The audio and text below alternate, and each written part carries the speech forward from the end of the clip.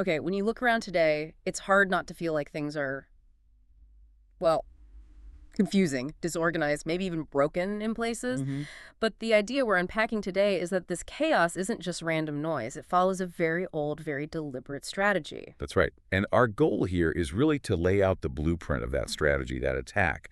The core idea is that there's an intentional war on design happening. A war on design. Okay. Okay. And it starts where? It starts right back in Eden. The claim is the very first attack wasn't about violence, not physical anyway.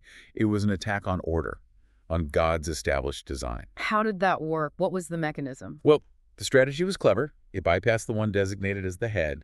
The focus went straight to Eve, while Adam, he just stood there, silent. Genesis 3.6, he was present but passive. Exactly.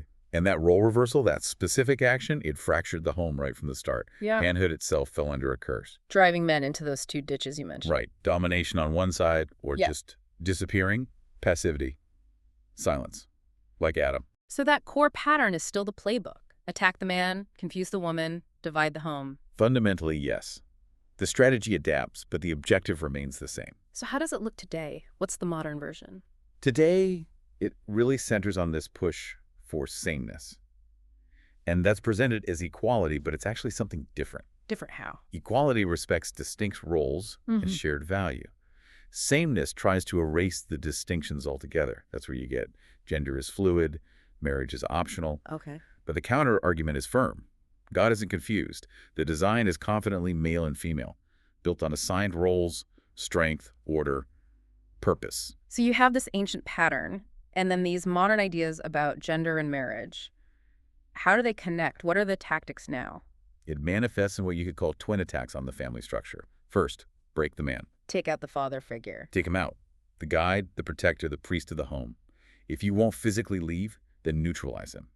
Make him passive, distracted, addicted, just like Silent Adam. And the tools for that are everywhere now. Distraction tech, media. Absolutely. Keep him passive. Then, the second attack, Yeah. confuse the woman. Twist femininity. Exactly. Make motherhood seem optional, even like a burden. Mock the idea of submission or complementary roles. Frame strength only in masculine terms. So the message becomes, The message is, be the man, you lead the house, define your own truth. But the result isn't empowerment. It's often exhaustion, anxiety. and if you follow that logic, the consequences we see across society start to make a grim kind of sense. They become predictable. You see the rise in fatherless homes. You see the gender confusion being pushed in schools. Leaderless churches. Leaderless churches, aimless young men, deeply anxious young women. It's a state of chaos because that foundational clarity, the design, has been obscured. And the emphasis here is that this is fundamentally spiritual, right? Not just politics or culture wars. Ephesians 6.12. The confusion is meant to be there. Precisely. It's intentional, which means the response has to be intentional too. How so? The only solution offered is to act like this is war, to consciously build the home according to the design, to preach the truth without apology. Men are called to lead. Women are called to build. And what does that leadership in building look like? Specifics. Strong, yes, but also kind. Sacrificial, leading like Christ.